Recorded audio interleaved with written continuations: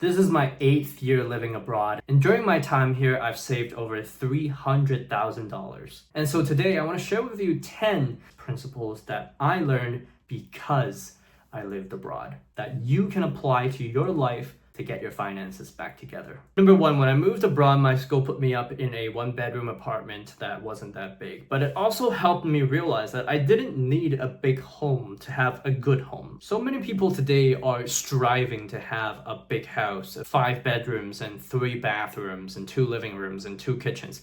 You don't need any of that. You can make a small home really nice and cozy. And you might as well, because it's going to save you a ton on housing costs over time. Number 2, when I moved abroad, I had no car, I had no motorcycle, and so I had to live as close to work as possible. And I have maintained that habit throughout my last 8 years in China. Not having to drive to work not only has saved me a ton of money, it's also saved me a ton of time. Like right now, I live 10 minutes away from my workplace, and so I just walk there every morning. Number 3, because the nature of international education is I might change cities every few years, I never really feel like I have a permanent home, and so I don't have that much stuff. And so the idea is that if I don't have that much stuff, it's a lot easier for me to move around. But I've since realized that I don't actually need that much stuff to be happy. And sometimes I feel like when people own their own home, and even for some people that don't own their own home, they fall into the habit of the accumulation of stuff. And no, I'm not talking about the stuff that you buy and use every single day. I'm talking about the stuff you buy and then you just leave it there after you use it once or twice, but you're too lazy to throw it out, which beckons the question, why did you buy it in the first place? But you don't think about that when you're buying it, do you?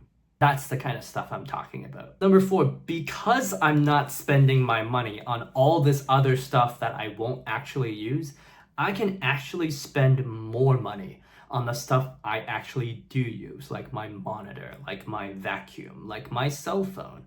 And you know what? It's just those few things that you use regularly that if you bought quality would make your life a lot better. And that's it. Number 5. I live like I don't have job security. I don't have a permanent contract. I sign contracts on a 2 to 3 year basis. And so I live like I can lose my job at any time. Job security does not exist. And in fact, if the last few years has taught us anything, it's taught us that job security doesn't actually exist, which has helped me understand that the only way to get job security is to become irreplaceable in the workplace. Now, unfortunately, no one is irreplaceable, but we can take steps to become less replaceable, whether it's doing a job that no one else can do, being really good at the job, or just maintaining a good relationships with the decision makers in HR or your line manager. All of those things actually increase your job security. But sometimes even when you do that, you can still get laid off in these uncertain economic conditions, which is why it's so important to build a second source of income like how I'm doing with this YouTube channel right now.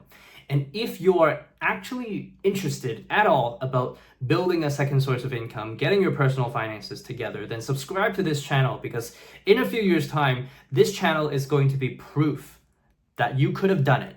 I'm a normal human being. If I can do it, and I will do it, then so can you.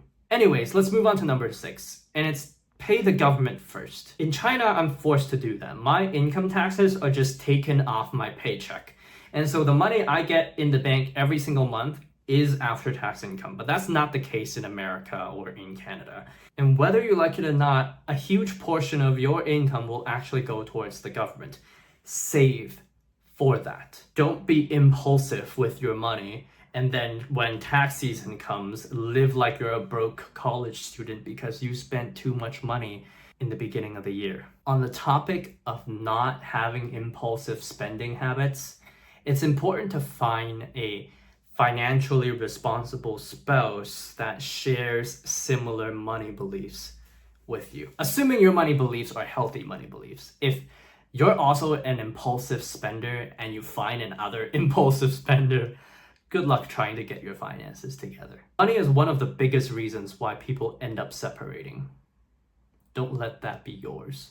Number 8, as long as you are financially responsible, you're okay having a guilty pleasure. For example, I like living in a nice hotel when I go on vacations. I like going on vacations. And so I'm willing to spend money on a nice restaurant if I'm on a vacation. That's after I meet my investment goals. And so, yes, you can spend money impulsively if you want to, but only after you meet your savings goals. Okay, number 9. Forget about your investments. If you can't forget about your investments, you probably shouldn't have invested in the first place because number 1, you didn't understand what you invested in, or number 2, you put too much money in and you can't actually afford to lose that money.